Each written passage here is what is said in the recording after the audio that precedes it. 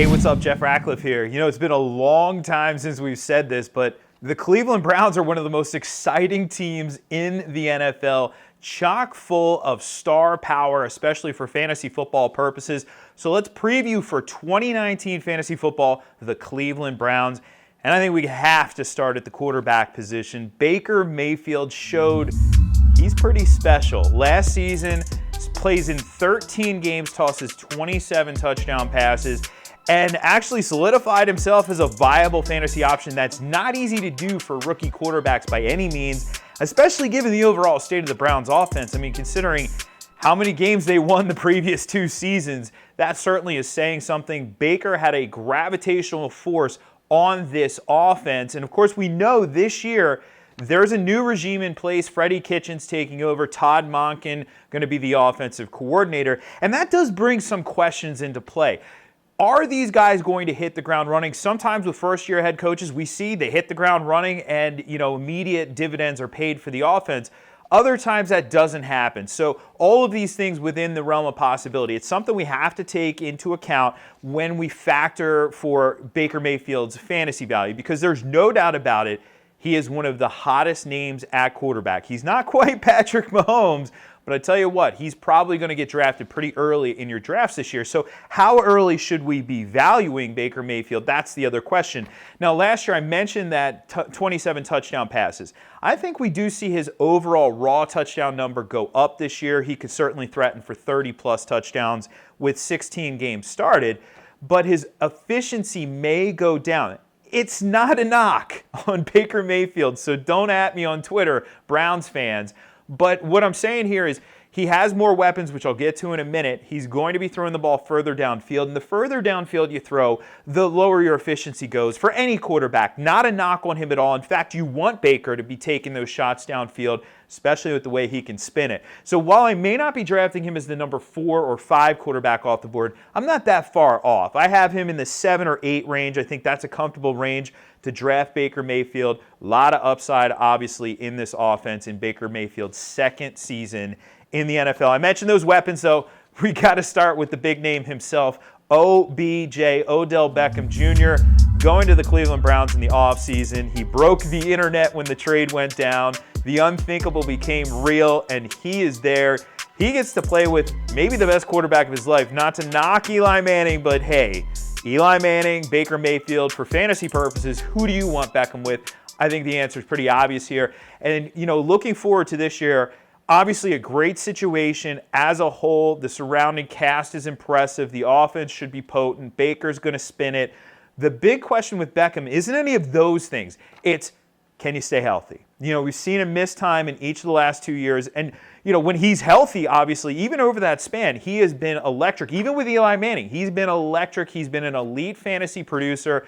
We're talking, the run that he had to start his career with the 3 straight 1,000-yard seasons, all of the double-digit touchdown seasons. Odell Beckham Jr. has very real elite fantasy potential. I'm viewing him not in that tier with DeAndre Hopkins, Devontae Adams, but not too far off as well. You'll see him very likely go in the second round of your drafts. Now, Beckham's presence does bring down the overall fantasy ceiling for Jarvis Landry, though we saw last year maybe we overvalued that ceiling as it was.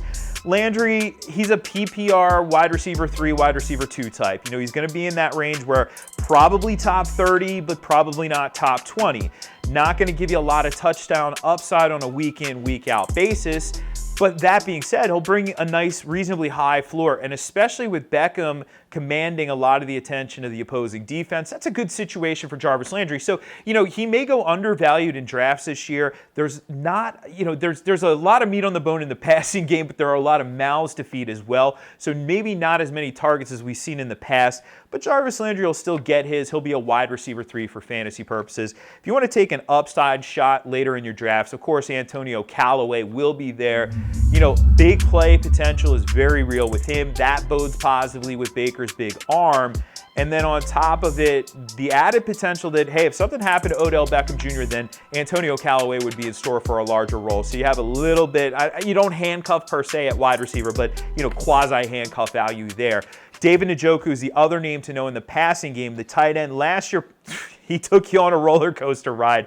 for sure. He had 5 top 10 fantasy weekly finishes. He also had 8 weeks outside of the top 20. So up and down, up and down. That's to be expected with young tight ends. It does take a lot of tight ends a long time in the NFL. We're talking several seasons, 3, 4, even 5 seasons before they really stabilize.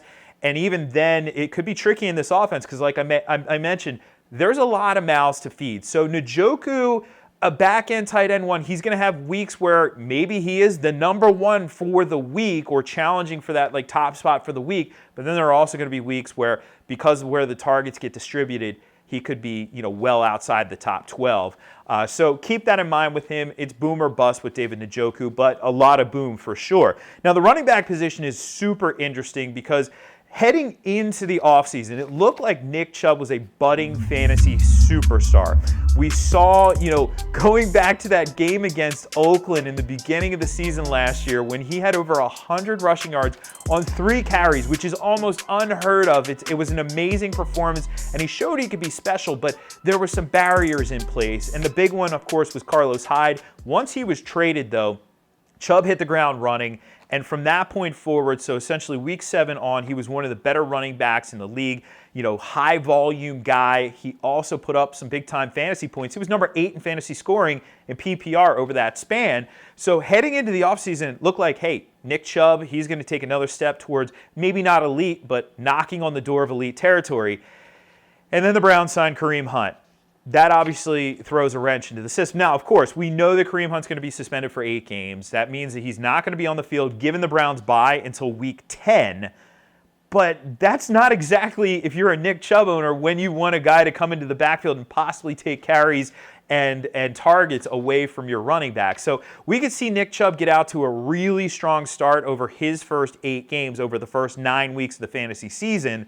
And then Kareem Hunt come in and possibly take some work away. It's a risk that you have to take. We can't guarantee that's going to be the outcome, but you have to imagine this team didn't sign Kareem Hunt to keep him on the bench. So you figure he's going to get worked in towards the end of the season. Of course, at the end of the season, it's the fantasy playoffs, so not exactly what you want there. It's a risk he'll have to take on with Nick Chubb. So that pushes him down the board just a little bit, but he's still right there on the fringes of RB1 territory, especially given the output that he could have over those first 8 games of the season. You want to see where the rest of the Cleveland Browns or all of the Cleveland Browns land in our rankings. You can check those out and more over at PFF.com.